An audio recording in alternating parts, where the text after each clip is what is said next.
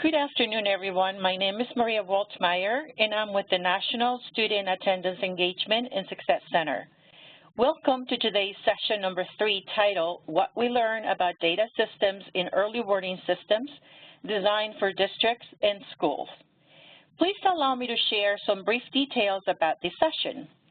It will last up for approximately 45 minutes, including time for interactions and questions.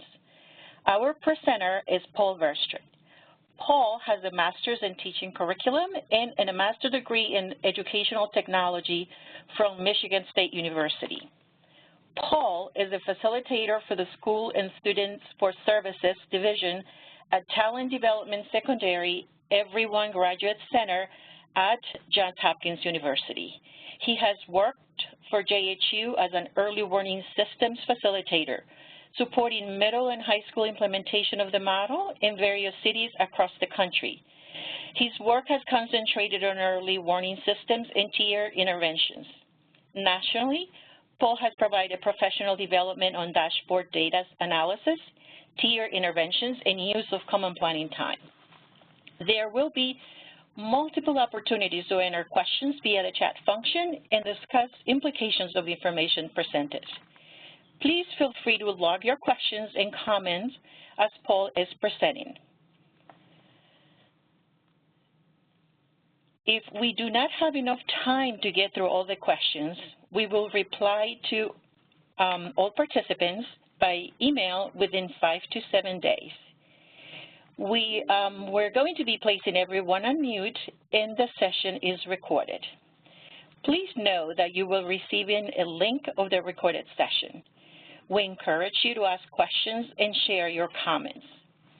Before we transition to Paul's presentation, we would like to share with you the mission of our National Center. The mission of the center is to disseminate evidence-based practices and build and facilitate communities of practice to help students attend every day, be engaged in school, and be successful academically so that they graduate high school prepared for college, career, and civic life. So here's Paul.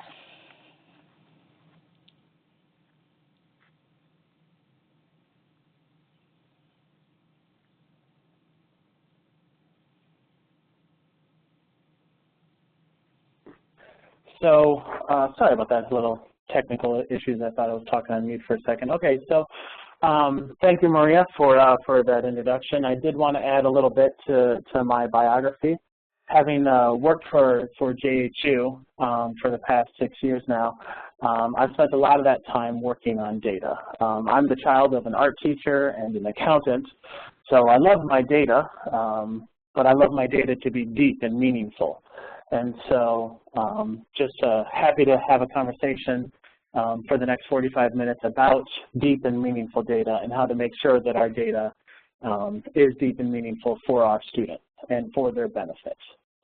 And so this presentation is a lesson about data in 5 lessons. So it's what we have learned about how to use data and data systems to better impact our students and their futures.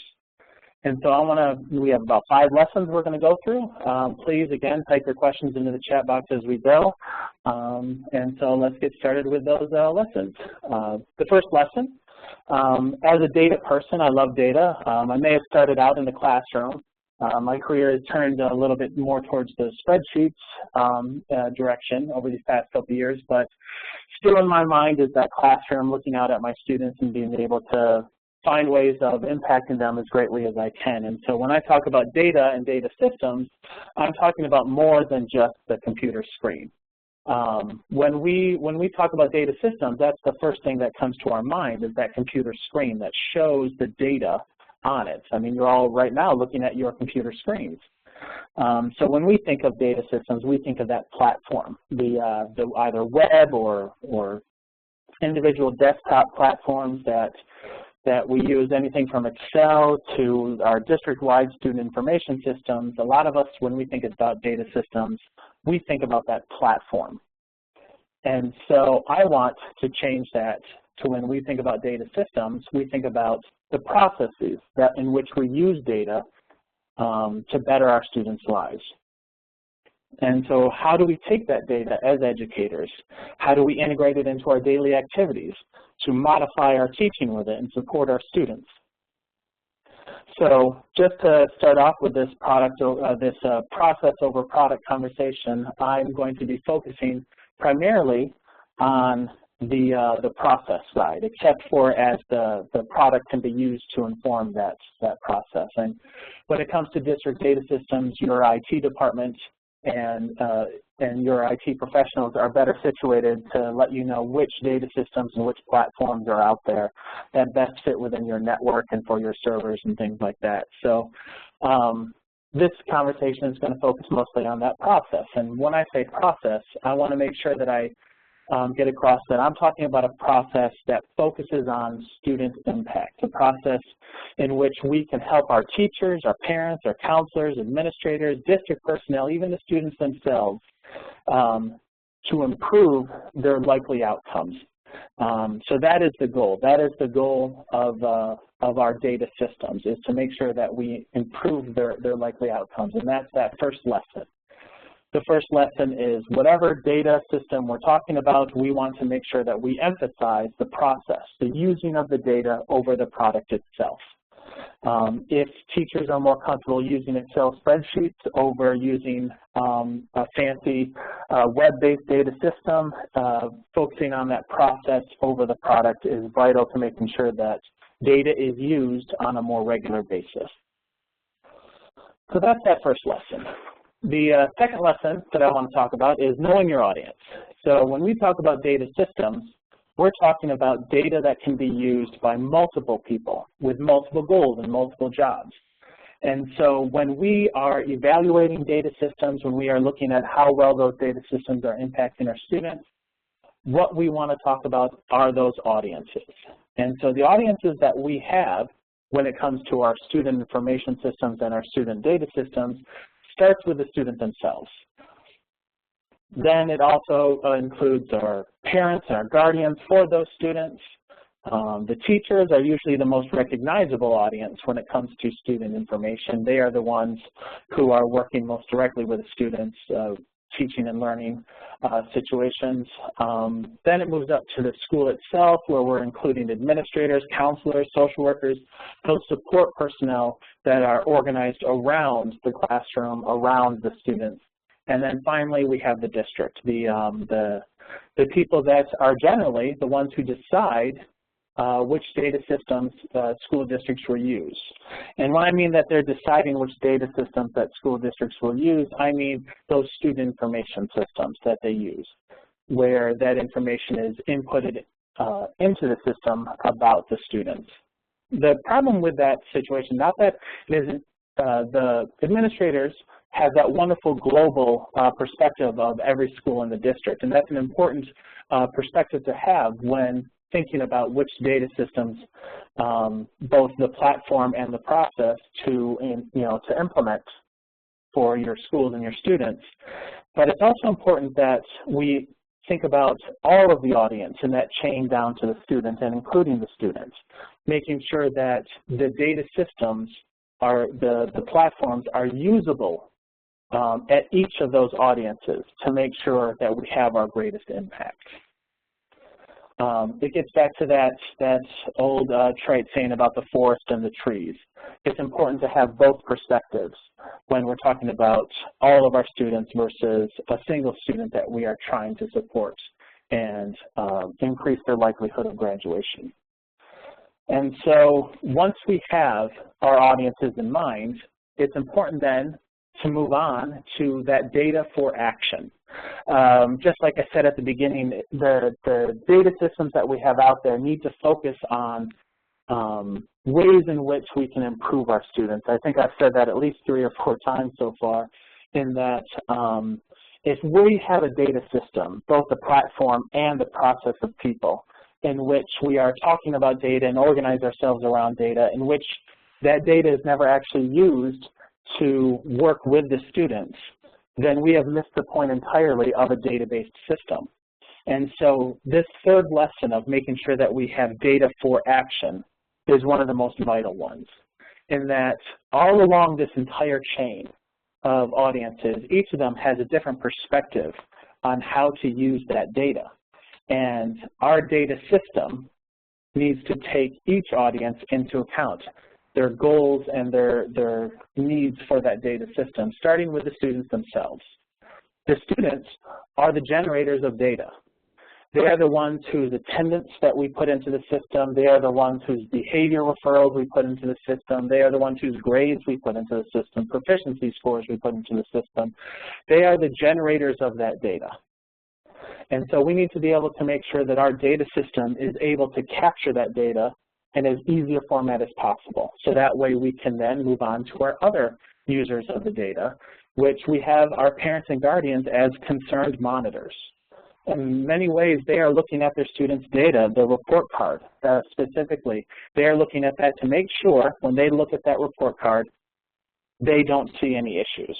When you're looking at a report card, you're looking for F's or you're looking for A's. You're looking for the number of absences versus the number of behavior grades. A lot of our schools record a citizenship grade or a motivational grade for how well our students are working in the classroom, and parents and guardians are looking at the report card to make sure that when they see the information on their students, they can track to see whether or not their students are going to be successful. That moves us again to the most obvious, the most recognizable user of data, which is the person at the head of the classroom, the teacher. The teacher, when using that data, beyond monitoring, which they do, beyond generating the data, which in many ways they do, they are the ones entering the attendance, entering the course performance. Beyond that, they're also looking for signs of teaching and learning, to be able to see both sides of the equation, to be able to see whether or not the actions they are taking in the classroom are having an impact on their students' learning, on their proficiency. And so when they're looking at the data, when they are entering it in, they want to be able to determine whether or not the best practices that they are engaging in are having the impact that they hope for at the beginning. Moving on to the next step, when we're talking about the whole school, we're taking a little bit further step away from the individual student, and now we're talking about groups of students. In many ways, the school is looking at different groups of students, grade levels, socioeconomic status. They're looking at English language learners, and they're looking at the ethnicity, gender. They're looking at all of these different groups, and they're looking for gaps to make sure that as they support their teachers and support their classrooms and make sure they're doing everything they can to help those who are directly supporting the students, that there aren't these gaps cropping up between the different groups of students. And using that data then to make sure if there are gaps, to make sure that they can impact those gaps and improve people's student outcome. And then finally, we move on to the administrator level, to the district level, in which we're taking a further step away from the individual student. At the district level, it's no longer whether or not this little boy or this little girl is able to improve on their test scores or able to show up. In many ways, the district level is focusing on all of the little girls and little boys. They are taking everything into account, from school to school, from classrooms within that school, and they're looking at this data in many ways for accountability and making sure that not just teacher accountability. I want to make sure I make that clear when it comes to accountability, that I'm not just talking about individual teachers in their classrooms and what we think about when we hear accountability in the news. I'm talking about making sure that the district gets a return on their investment, making sure that if they bring in a program that is meant to support students, that they can then look at the data and make sure that it's having the impact that they want on that group of students. And that's what I mean by accountability. It's the best, efficient, and targeted use of resources possible. So that way the district is able to make sure that the schools are reaching their goals. So when it comes to data for action, it's the data system needs to lead to that action. If the data system never gets there, again, it's important to note that we haven't reached our goal for data. That if I can't show that a student of mine has gone from one level to the next, or if I can't show that I've been able to implement this many hours of support, if it doesn't actually reach the point where I am interacting with my students, where I am changing my practices, or I am working with some groups of students more than others to better target my supports, if the data does not get to that point, then we have failed in our use of data systems. Which then gets to the next step, which is what are those interventions that we're going to be doing? So what are the things that we are going to do to make sure that we show that impact? Because if that impact is our goal in the end, we have to be able to show what our interventions were that got us there. Otherwise, we're lost in the woods.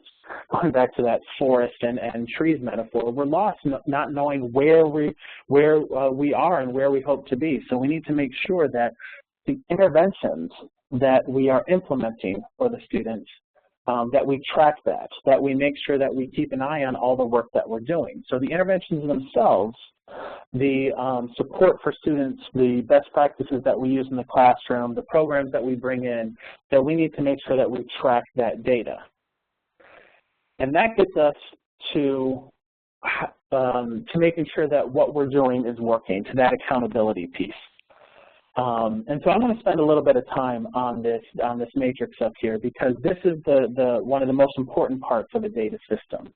It's because this is the part in which we are able to determine if what we're doing is working, how to improve on what we're doing, how to make sure if it's not working, how we can modify it, and again, if it is working, how can we plus it up and make sure that it works for either more students or is in some way able to have an even greater impact with the same student. So I want to focus on this matrix for a little bit. And so when we talk about the data so far, we are talking about both implementation data, which is, as I was saying, the interventions, what we're doing to support our students, as well as the impact data. How well did what I do with those students increase their likelihood of having better outcomes? And so I want to start on the impact side first. So on the impact side, what I'm talking about, and which was one of the questions that was brought up during the registration, is what data do we use to impact? Do we use to track our impact? And so what data points do we use? And so I want to bring this up as kind of a lesson zero or a baseline lesson for all of the lessons that I've just presented, and that the data that we track needs to not only be accurate about the student. What I've talked about, the data that I've found in the data system is valid for the student. It's accurate. The attendance that the teacher's putting in is showing exactly what the student was there or not. The demographics are accurate. It has to be a true representation of who the students are, as well as be predictive of those student outcomes.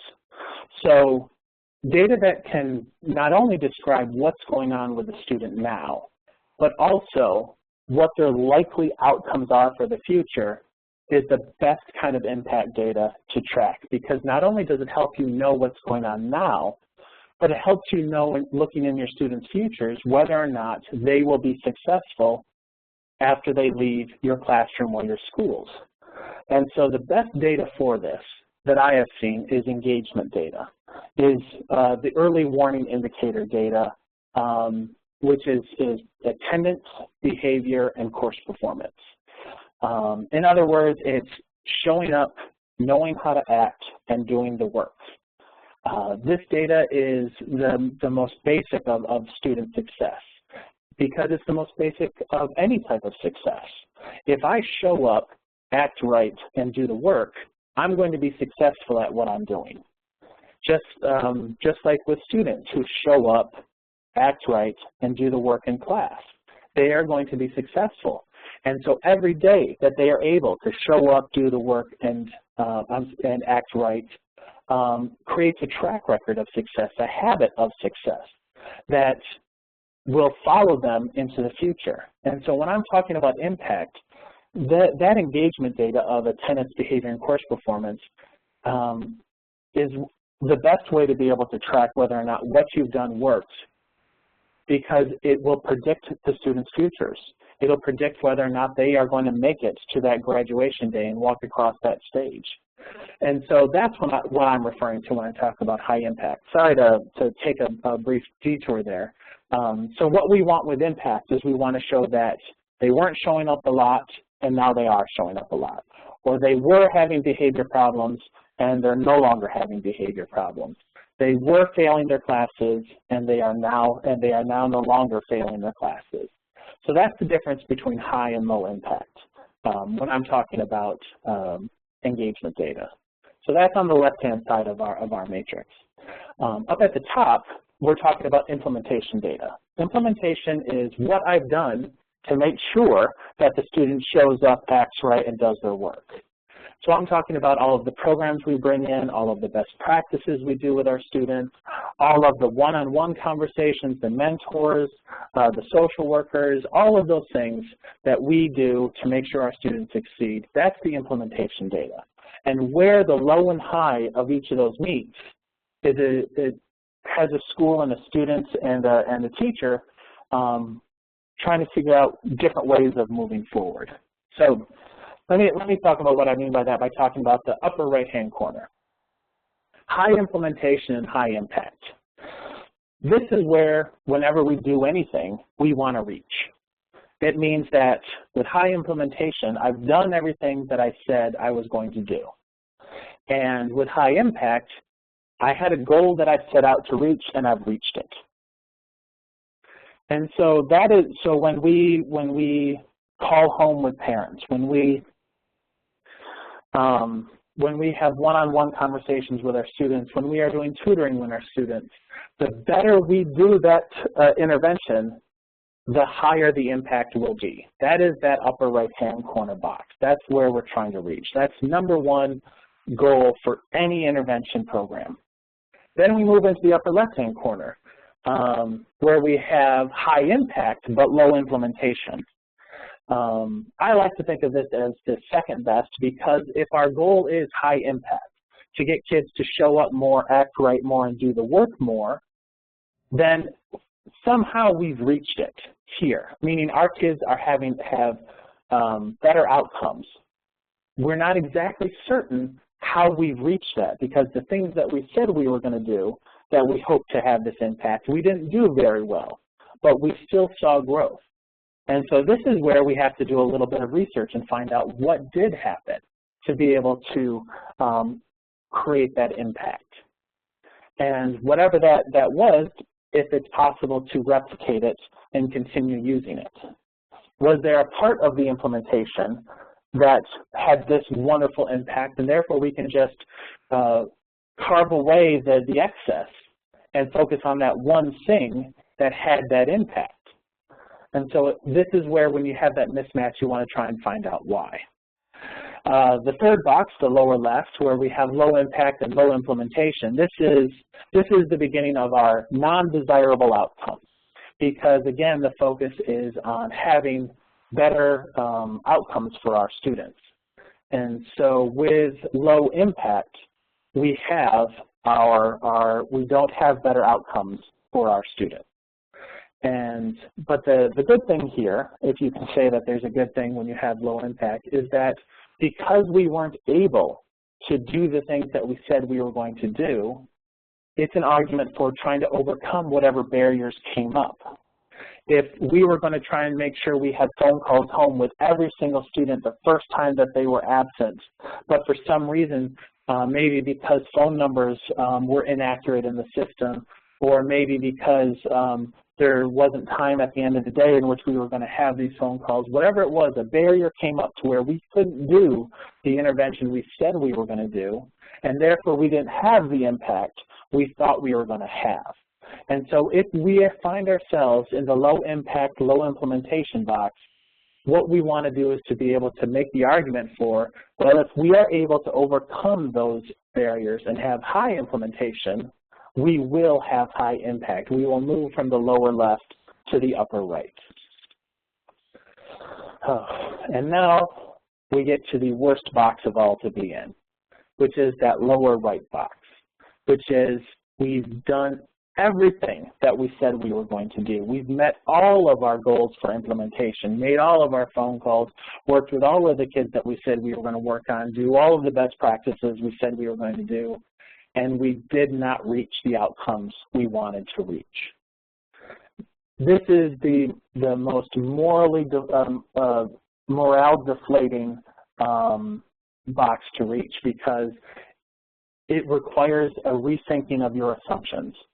And that's the silver lining to this box, is that knowing you reached this box because some assumption about what you were going to do and how it would affect the students was incorrect.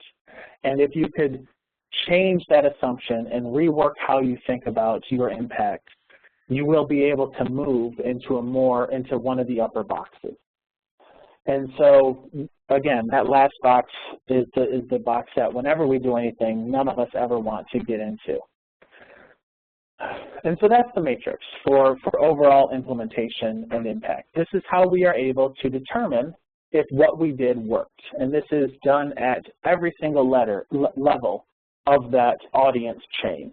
That if the student is asked, okay, I want you to be able to go to this tutoring and it'll improve your grade, they can say, hey, I went to that tutoring every day and it improved my grade or didn't.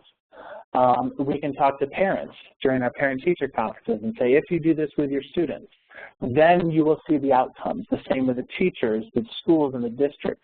Once we start using this matrix to be able to guide how we work with our students, we are able to see whether or not what we're doing actually works. Which then gets us into the what we're doing. A couple of quick bullet points on how to tell and track what you're doing. So that way, whatever box you reach, you'll be able to either make those modifications or continue doing the things that you're doing to have greater impact. So, to be able to track the things that you're doing, the first thing you need to do is to know what your intervention is, a good description of it, know what your goal is, where do I want to see my students at the end of the intervention, whatever it is. The target is what piece of data do I want to change. So if I have poor attendance, then I would like to reach a goal of attendance where my attendance has improved. The duration, how long you're going to have this intervention last, your intensity, which is how much do I have to work to reach my goal. So am I working every day? Am I working once a week on this, or am I doing this every period, or is this a once a month? What is my intensity, the level of work? And that last one, the intensity, will help you determine whether or not it's an intervention worth doing based on the limited resources that a teacher or a school has. And then the very last one is a champion, a person that can hold and is held by others accountable for whatever intervention is there. At all the schools that I've worked at, the interventions that have the best implementation are the ones in which one, maybe two people are leading or championing that intervention.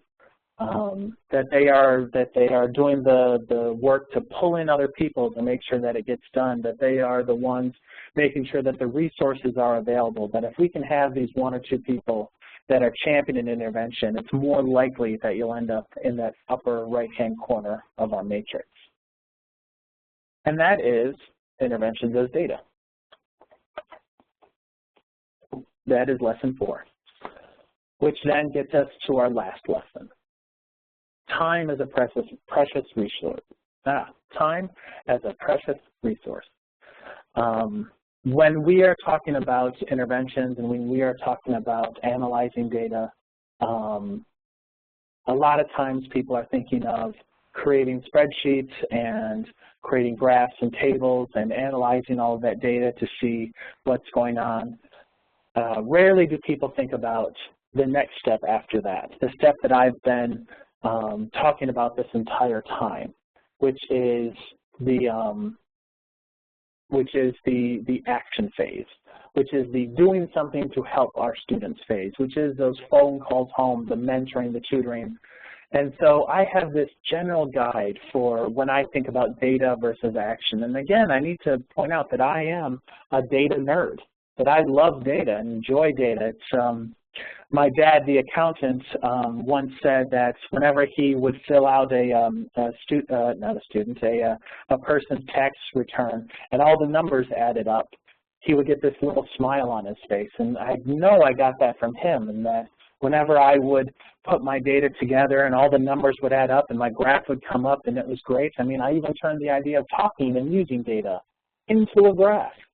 But there's also that part of me that was in the classroom for several years, that looked out over his students for several years, and the time spent talking about data needs to vastly be overrun and defeated by the time using that data for action, which means that whatever data platform that a school or a district uses, it needs to provide the users of that data with quick direction towards action.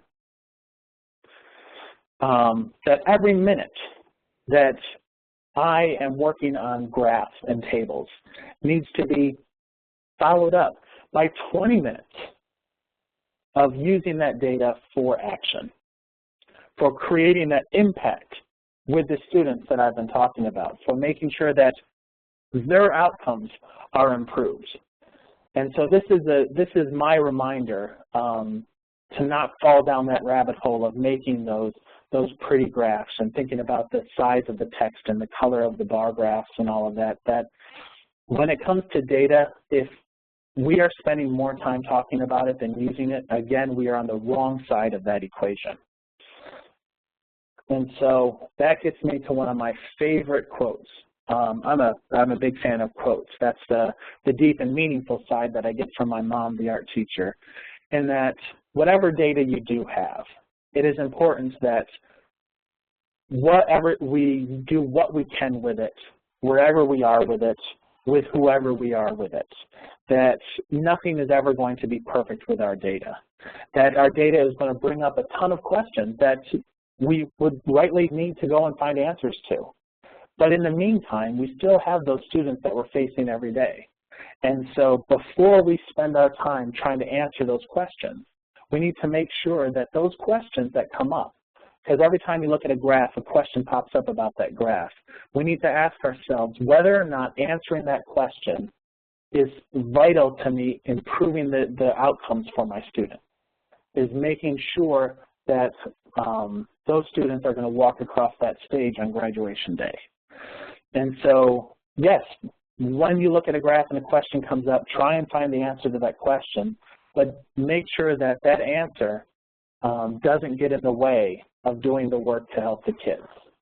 And that's lesson 5 about precious resource, because when a student is showing that they are in trouble, when they are not showing up, when they are misbehaving, that's when we are talking about making sure that we can impact our students and that they are warning us that they're having trouble and we need to support them. And so that is the last lesson, is making sure that that time is precious.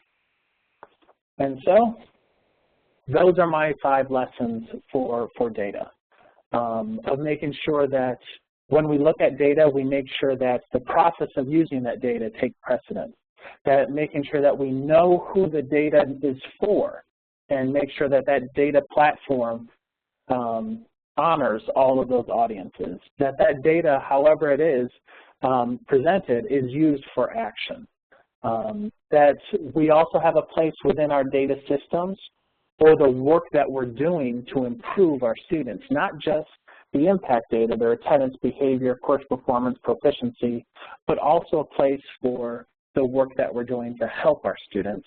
And finally, making sure that the data systems, that the data platforms that we do end up using quickly lead to action, that I am able to stay on the right side of the time talking about data versus time using data equation.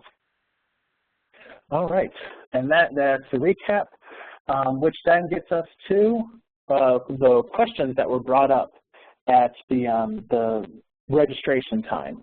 I'm going to go over a couple of those while we have time, and as I'm answering these questions, please type in any questions that you have that may have come up during this presentation or may come up while I'm talking right now into the chat box. So the first question the first group of questions, and I want to thank my facilitator for this, Maria, for grouping these questions into different areas. It helps be able to answer them. My lesson 0 is that data systems customization lesson in the upper right-hand corner. What key metrics do you need for an accurate EWS, and how do you get people to think from ADA to chronic absenteeism? That goes right to the engagement data, the tracking attendance behavior and course performance as the primary way of tracking your data, because if you can get a kid to show up today and do their work today and act right today and then again tomorrow and the next day and the next day and the next day, that engagement becomes a part of their everyday habits. They're part of who they are. And so it better predicts how well they'll do in the future for when it comes time to get a career or go on to post-secondary activities. That the more they show up, the more they act right, and the more they do the work predicts that future. And so that's that first green upper right-hand corner set of questions. And so the other wonderful set of questions is I'm going to start with a timeline for how early do we want to track this data, and what grade levels, and getting that real-time data. So when it comes to our individual students, the engagement data has been tested across grade levels, across geographic regions, and across schools within cities or within urban versus rural versus suburban, and some form of attendance behavior and course performance is still predictive of future outcomes. The level may be a little bit different, but by tracking these three, you, at any grade level, at any school across the country, you will get a better picture of that student success track record, and therefore be able to impact their future outcomes.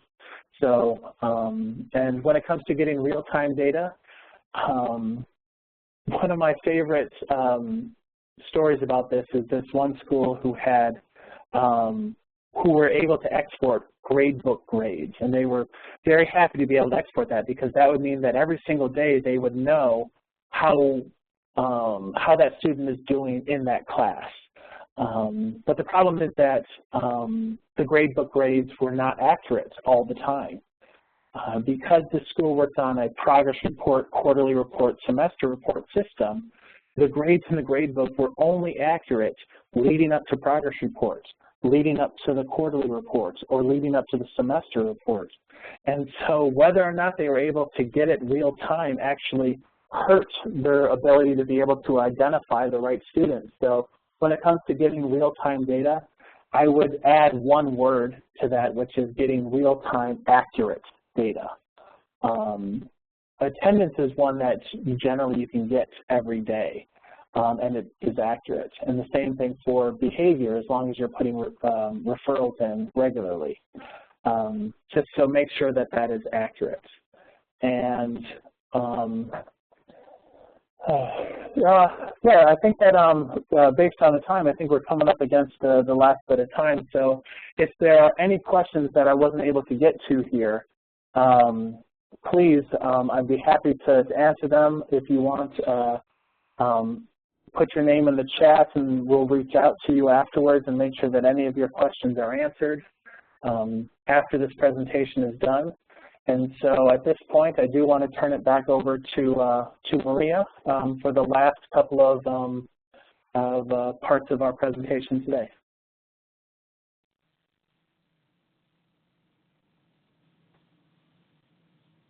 Maria? Thank you, Paul. So what you see right now, we're currently displaying is a list of our upcoming events, and it's really a way for us to invite you to participate in our upcoming webinars. if the resources are helpful to you, so to sign up for the newsletter that we have. And just finally, just to thank you so much for attending today, and we hope you found this session helpful and informative. Shortly, a poll will be displayed. Kindly complete it and submit it. Thank you so much for your participation.